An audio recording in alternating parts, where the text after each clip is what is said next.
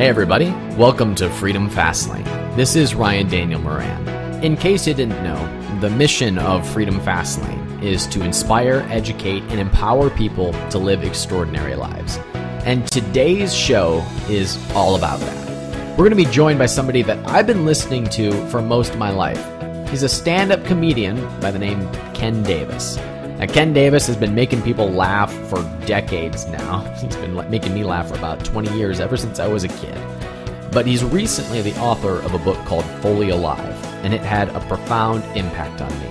A little backstory, Ken is a guy who's in his late 60s now, and just in the last few years, he says that he's really discovered what it means for him to be fully alive. And sometimes he pauses and wonders, why didn't I learn all of this when I was 30? And so today, I've invited him onto the Freedom Fastlane show, not only to make us laugh, but to tell us the lessons that he wishes he had learned when he was younger about living fully alive. Today's call is a lot of fun. You'll get lots of good laughs out of this call with Ken, and you'll also get some really awesome nuggets about life. Pay attention to what he discovers is so important about life, and take special note of the conversation that Ken and I have about the pursuit of wealth and the danger of when it becomes the end-all versus what it can give you as far as abundance in your life. The next 30 minutes contain some profound truths about life. So I hope you're ready. Get ready to live fully alive as we interview Ken Davis. Hey everybody, this is Ryan Daniel Moran, and you're listening to Freedom Fastlane. Today, you're in for a treat. We're meeting somebody that I've been following literally my entire life, and I'm really excited to share with you. His name is Ken Davis. He's a stand-up comedian, speaker, author, and just an overall fun guy. Today, he's going to be talking to us a little bit about his new project called Fully Alive, which is about living life to the fullest, and some great moments and realizations he's had in his life in the last few years. Ken, thanks so much for hanging out with me. It's a privilege. It's good to meet you after all of these years. I'm that guy who's been listening to your tapes and CDs all these years. So that's great. That is super. Ken, what really inspired me to share you with my audience was this moment that I saw when I was watching the trailer for your book, Fully Alive. And you talked about this moment in which you just realized that, I'm putting my own spin on it, but that life is a series of moments and each one of them is to be enjoyed. And you said, why didn't I discover this when I was younger? And somebody said, well, you've got today. Yeah. And I would really like for you to share that story about how you had that realization. Well, I think we get so, I can only speak for myself, and of course, as in the book, as I've received response from the book, evidently there's a lot of people in the same boat. I think we get wound up in making a living and we forget to live. And I think we also get wound up in a culture that equates the American dream with making enough money so you don't have to live anymore, so that you can, quote, unquote, retire, which a friend of mine, Anne Lamont's dad, said is basically living a life of leisure. The greatest leisure is death, and that's what happens. So I was 50 something, and I had a picture. I'm sorry, I was in my early 60s. Your audience will understand that once you pass 50, you start to die, and that's what's going on here. But I had a picture taken of me on the beach. I was 60 pounds overweight. Ryan, the picture is in my book, and it looks like I'm a walking manatee. It was nasty. People on the beach yelling, "Move, we want to see the ocean." I had environmentalists coming out of the woods and pouring water on me and gently trying to push me back in the water. That's a bad day. That's a bad day. The truth of the matter is, though, that that was a picture of my soul.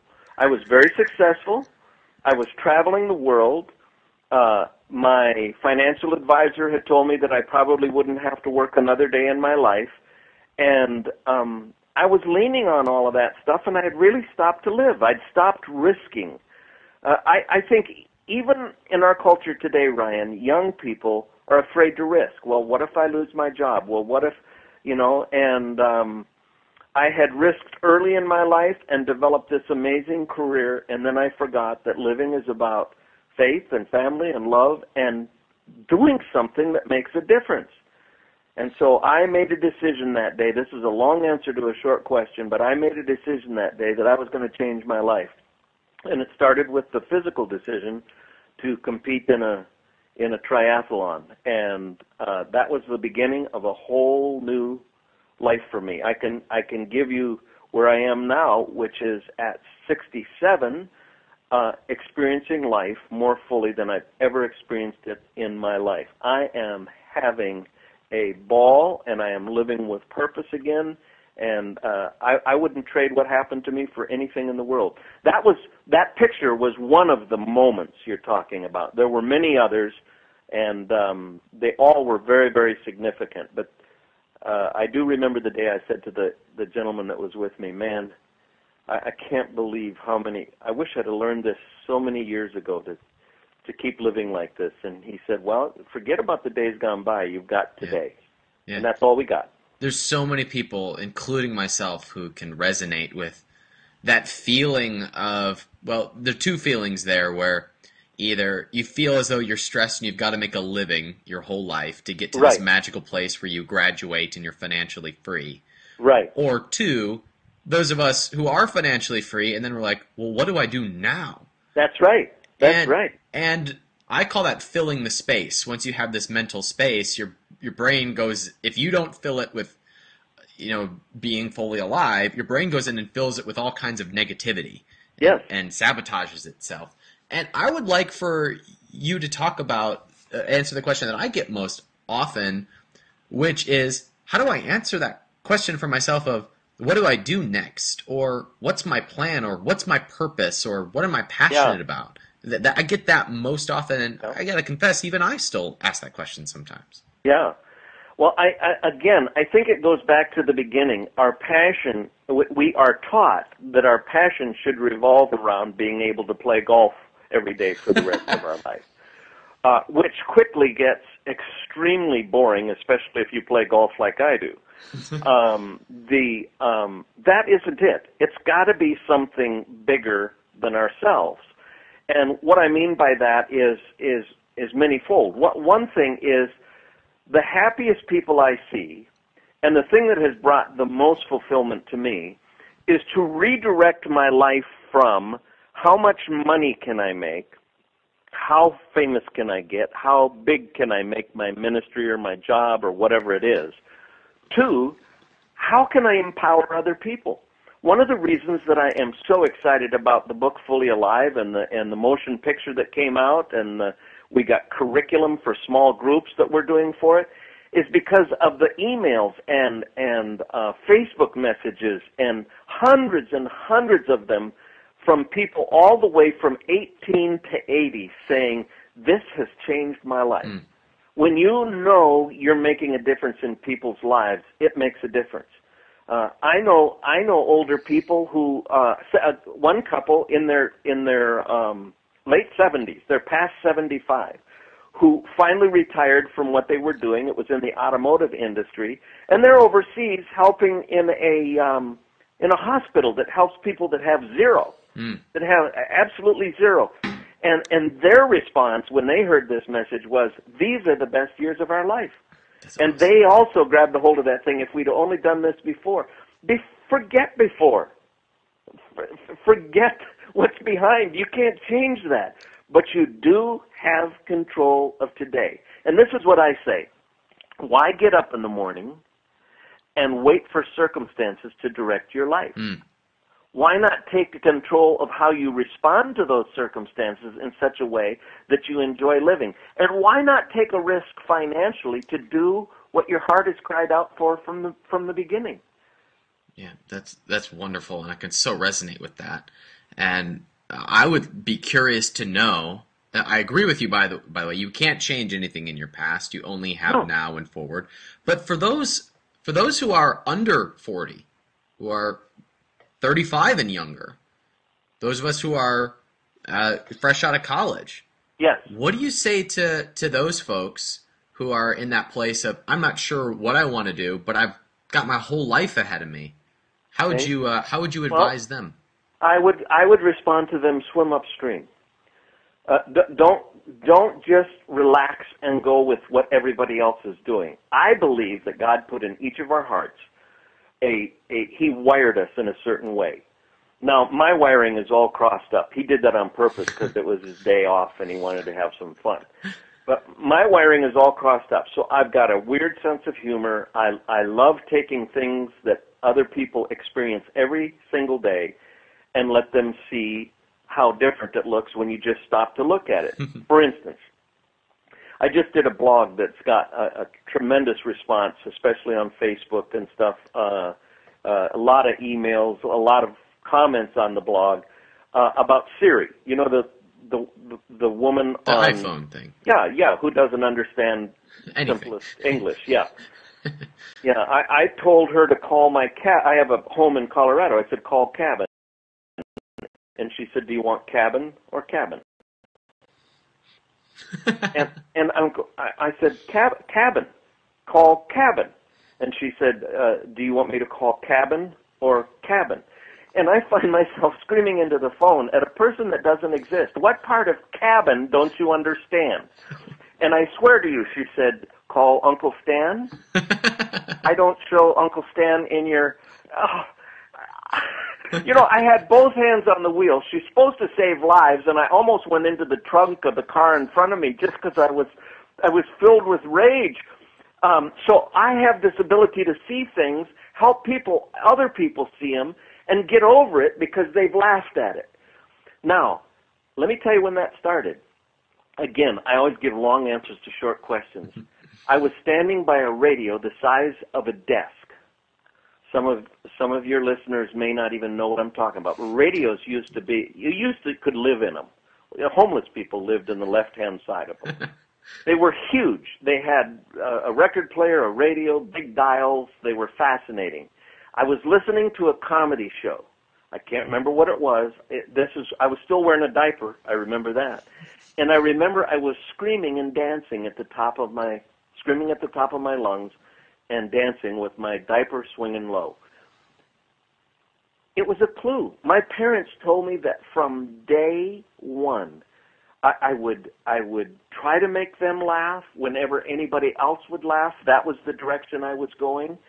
That's a little sign of your wiring.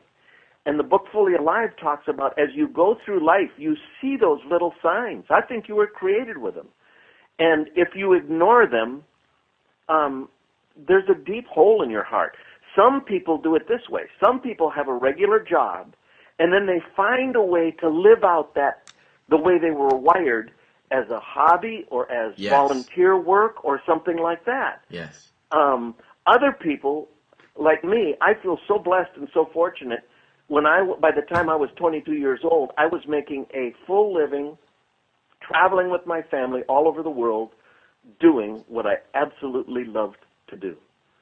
And so that's my advice.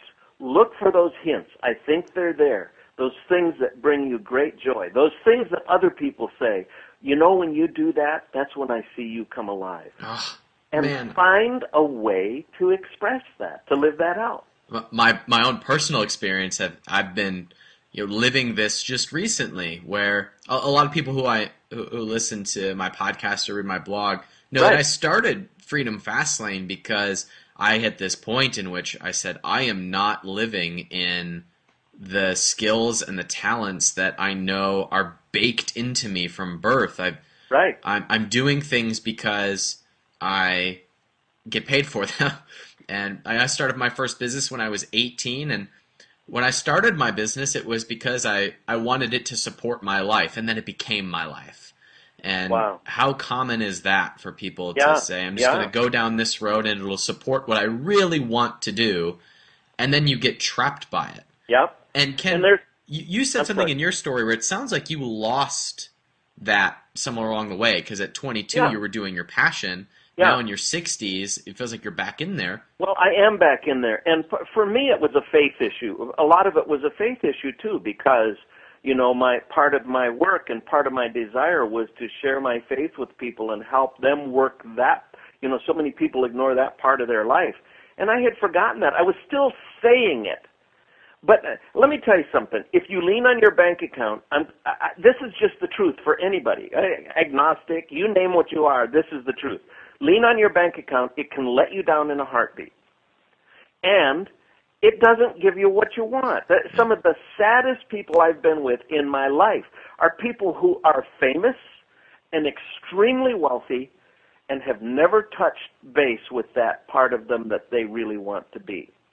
Yeah. You know, you talk to George Clooney, you talk to Angela Jolie or some of those people and get past the spin and everything, there's a reason they're into some of the things that they're doing to help people in third world countries. It has nothing to do with the publicity. They don't need any more publicity. They're touching into something very deep within them that gives them more satisfaction than any Oscar they'll ever walk off stage with. And George Clooney said something to that very nature when he was interviewed recently. Yeah, there's a documentary called Happy that talks about this, about how we think that there are certain levels that we'll hit that will make us happy, but all that really happens is your brain goes to the next level, right? It just looks at the next thing, and eventually you go, okay, what do I need to do to be satisfied? And in this documentary, they did a study to find what actually causes happiness, and they found that it was community and contribution. Absolutely. Absolutely. I believe that with everything. And there's another marvelous study. Boy, I like talking to you, man. Ryan, there's another marvelous study done I saw on a TED Talk. Are you familiar with TED? Yeah, of course. Yeah, a TED Talk. He's a good guy, that TED. Talking about the blue zones in the world, and I mentioned this in the book Fully Alive as well. Places where people live longer than they live any place else, well into their hundreds, and all of them have those same things in common. Those people live active lives, number one. Number two, those people have community, and all of them are in some kind of relationships where giving is important, where giving of themselves to benefit somebody else. Yeah. And you know what's interesting is we live in this world now where we're supposedly more connected than we've ever been, right? I can send you a text, we're having this, you're on your phone, I'm on Skype, I'm recording it, and we're supposedly all connected, and yet I think we're lonelier than we have ever been as a society. And I have friends all over the world because I travel, I blog, and I speak, and you do too. And there's times when I wake up and I'm like, man, I'm so alone. It's such a paradox that we're more connected and yet so alone. Absolutely, and I believe that it's almost like you've read my book, dude. I'm telling you. I believe this so truly, Ryan, that those are great relationships. But it's like dating a girl. The real relationship, the love that all of us require, the community that we require, is not consummated until flesh meets flesh. I feel a connection with you because of what we're talking about over the phone. I mean, we resonate. We're on the same page. But there's a deep part of me that wants to reach out and shake your hand and go to dinner with you and talk to you and look into your eyes and see. I'm a hugger, Ken, so I would be hugging you, just so you know.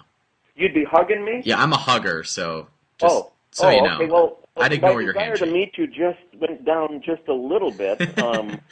No, seriously, that's what we need. That's what we need. And it's okay to take advantage of social relationships. But if we believe for a second that they replace flesh-to-flesh, eye-to-eye relationships where you can actually get hurt, then we're missing out on life. I make this statement, too, that pain is a part of life.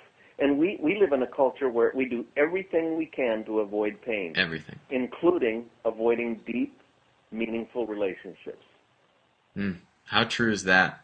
How true is that? I think that reflects on a lot of, the divorce rates and and people just feeling isolated. That's where they're safe, right? Yep. My little girl, she was 3 years old. I have a picture of her. I think I'll email it to you if you remind me. She was 3 years old. We were headed for the lake. And I teach all my grandchildren to water ski. Beautiful. At 3. And so she's in the car, and it's quiet, and she said, do I have to do this? And I said, well, no, I'm not going to force you to do it, but this is your time. This is the time. And she said, will I fall? And I said, yes, honey, you will fall. And she's the most beautiful little girl, blonde hair, blue eyes, just the sweetest little thing. And she put her head on my chest, and she said, will it hurt? And I said, yes, it'll hurt, but it'll be worth it. It'll be worth it. And I have a picture of the smile on her face as she's water skiing around the lake at 3-some years old. She was almost 4, I think. And the smile on her face lights up the entire lake. Do you want to live? Yes. Will you fall? Yes. Will it hurt? Yes. But it'll be worth it. It's kind of like a phrase that I really love, that is, and I found it always to be true, which is the fear of something happening is always worse than it actually happening. Oh, yeah. So there's no reason to be afraid. No. And my friend Andy Andrews spoke at one of our conferences once where we teach these principles, and he said, somebody raised their hand and said, well, what if I fail? And Andy's response was so cool. He said, you will fail. Do it quickly. Get it over with. The only people who accomplish anything are people who fail, learn from it, and do it better the next time. Yeah. People who don't fail are laying in front of a church with all their relatives going past saying, doesn't he look good? I had a professor in college who gave us a speech when he left, and he said, a life without risk is one that's not worth living. Oh, absolutely. And I believe that to my core. Oh. It's been very rare that I've regretted a risk. I've had it occasionally, but it's very rare, because even when you fail, chances are you learned something, you grew, you met someone, you failed forward. Yeah. It's actually really almost impossible to fail, because if you learned something, then you're one step closer to whatever goal that it is that you wanted, right? Wait a minute. The only failure is doing nothing, and I've always regretted not doing something, always. Yeah. I need to write that down, fail forward. I'm going to use that and say I made it up. Copyright Ryan Daniel Moran. Fail. Is there a book? Did you say there's a book or something named that? No, I said copyright Ryan Daniel Moran. Me. Oh, no. You've never even said that to me. In fact, I was thinking it before you said it, and so it's mine. Sorry. Ken, I'm actually really curious about these events and these programs that you put together. I'm curious. I didn't know about these, so enlighten us. Okay. Well, we have several seminars and online courses. I don't know if you know this. I am in partnership with a wonderful man by the name of Michael Hyatt, who was the CEO and president of Thomas Nelson Publishing for many years. And we do actually 3 seminars and 3 conferences and online training. One is based on his book, Platform, which was a New York Times bestseller, on how to use social media to be heard in a noisy world. So you have a desire, something in you. You want to make a living doing what you were born to do. How do you let people know? In this world, there is a way to use social media in a very strategic way that can build a huge tribe of followers and raving fans for you. And then we have another one we do called Launch, which helps people get off the ground in the business area of launching a career, doing what they want to do. We use the principles we used in my career. I had a manager who was an absolute genius. He was in his late 20s, I think, when he first started managing me. And the principles he used just shot us. I mean, it just catapulted us forward. We failed forward. I love that. I'm so glad I thought of that. And then the third one we do is called SCORE, which teaches people to communicate with clarity and power. And when you put those three together, you have a foundation that really allows you to build a marvelous career. And we can trace some people who started with nothing, started with a dream, and today their dreams are coming true because they had a plan to make it happen. And, of course, all of that's on our website, kendavis.com, and you can also find it on Michael Hyatt's website, michaelhyatt.com. And we love doing that. We love I don't know how you would say this, investing what we have learned into the lives of people who want their dreams fulfilled in the same way we've had our dreams fulfilled. So, Ken, it sounds like what you really are helping people do right now is get clear on what it is that makes them feel fully alive, and then you give them the strategies to take steps in that direction. Yep, you nailed it, and that's the first step. What is it that makes you feel fully alive? You know, they're even in a mundane job. You know, I thought of this just a little while ago. Our friends and the people we love of the opposite sex often feel, or even men feel, trapped in raising a family, and yet within the realm of that responsibility, that definite responsibility for both men and women, are opportunities to breathe life into that part of us that we were designed to live fully alive. And not only that, but it doesn't have to be immediate gratification. We can move toward building a platform that will allow us one day, when we are freer, to launch into this. Life has its moments of responsibility. There are times when I have to dive into stuff that I don't particularly enjoy doing. Mm-hmm. But I can live through that, not only just survive it, but thrive in the midst of it, because I find little moments even in the midst of it to be what I was created to be. Plus, I realize that my plan and my strategy is whenever I am free to be able to do what it is that I love doing. Yeah. I mean, I'm almost 70 years old. I have no desire to retire. None. I'm going to retread and get another 150,000 miles out of this wrinkled package of forgetfulness. You know, I remember my moment in which I kind of had this similar breakthrough that you had, and I was 23, and I'm 26 now, and I was hiking up a mountain, and I was just coming out of this period in which I felt just totally trapped in my business and my work. I had just broken up with my fiance. It was just, I felt like I had lost everything, and to be honest with you, I didn't even know if I wanted to live anymore. It was just awful. I understand that. And I was hiking up this mountain, and I was with two of my best friends in the world, and I'm hiking up, and I remember we got closer to the top of the hill, and I started to get exhausted, and all of a sudden, all my focus was on hiking, and just one step, and I started just feeling like this aliveness where I had to make it up the mountain, and we get to the top, and there's this large, you'd have to like rock climb up to the very top. I know. Yeah. You know where I'm talking about. I've been up several 14,000-foot mountains. Yes. Okay, great. Yep. So we get to the top. You've got a rock climb to the top, and my two buddies we're at the clearing. There's this beautiful view, worth every step, and we're like, okay, this is good. And I said, we got more to go, guys. Yeah. There's a 100-foot rock wall here, and they said, Ryan, that's like really dangerous. And I was like, oh, you guys are probably right. And then I had this little voice in my head that said, 3 months ago, you didn't even know if you wanted to live anymore. Yeah. Climb the rock.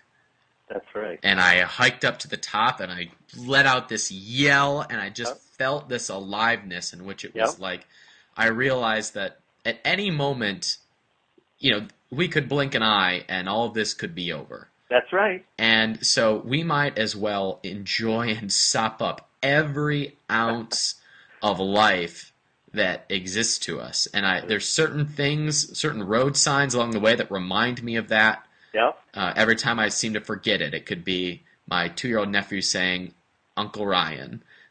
It could be seeing an old friend. It could be the moment where I fall back into old patterns and I'm unhappy, and then I remember. Sometimes that's a great reminder. Mm-hmm. And you really remember that this life is meant to be abundant. and we have that available to every single one of us. And there's no guarantee about tomorrow. Never.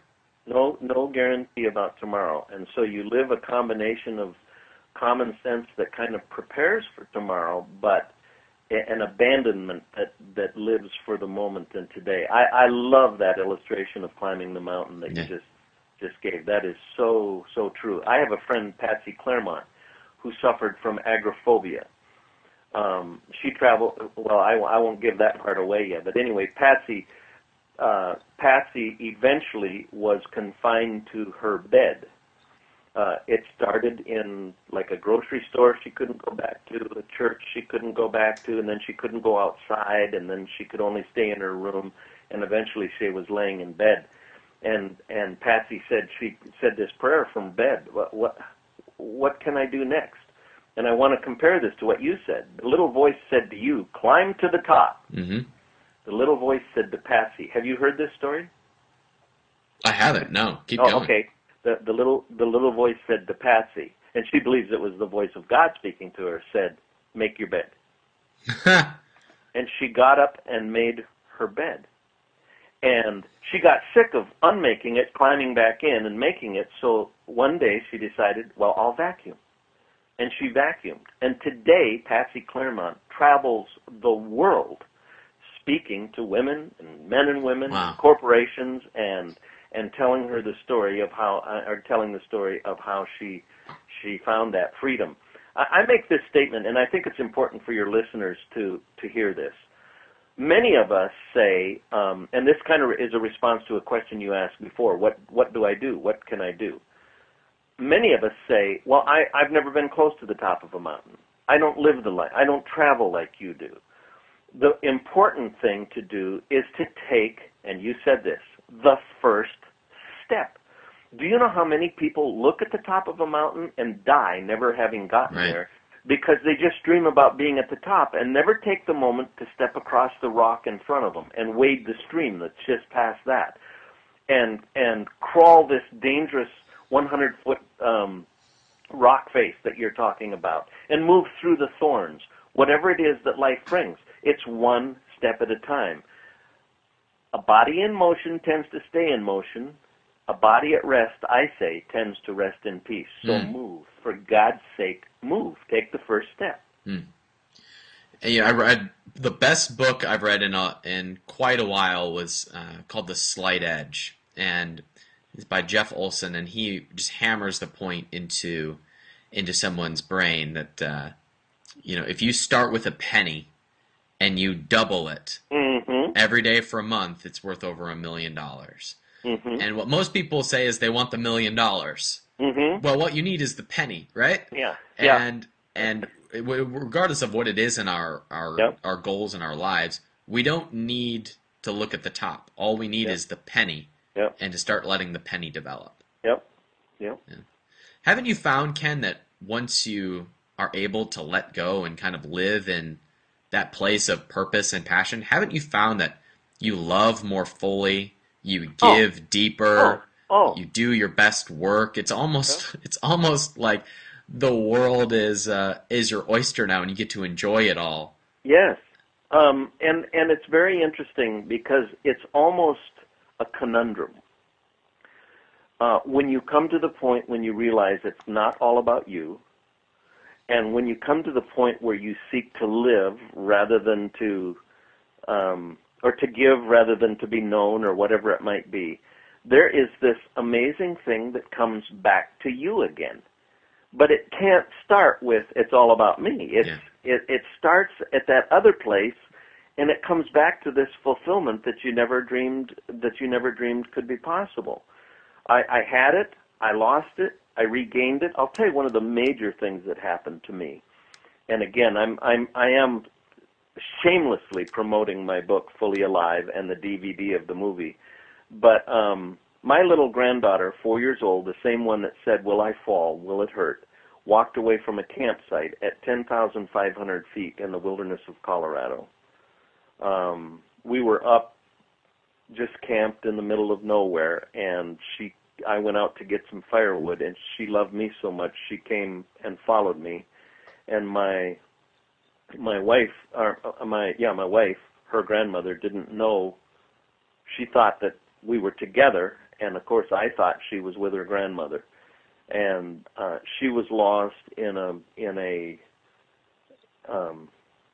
wilderness for 3.5 hours, and in those moments of abject terror, I can't describe it. There really are no words. Your heart. You are so helpless. You run in every direction. I screamed until my voice was gone. The whole family was in a panic looking for this little girl. Storms are rolling in over the mountaintops, and it can drop to 40 degrees and rain in a heartbeat.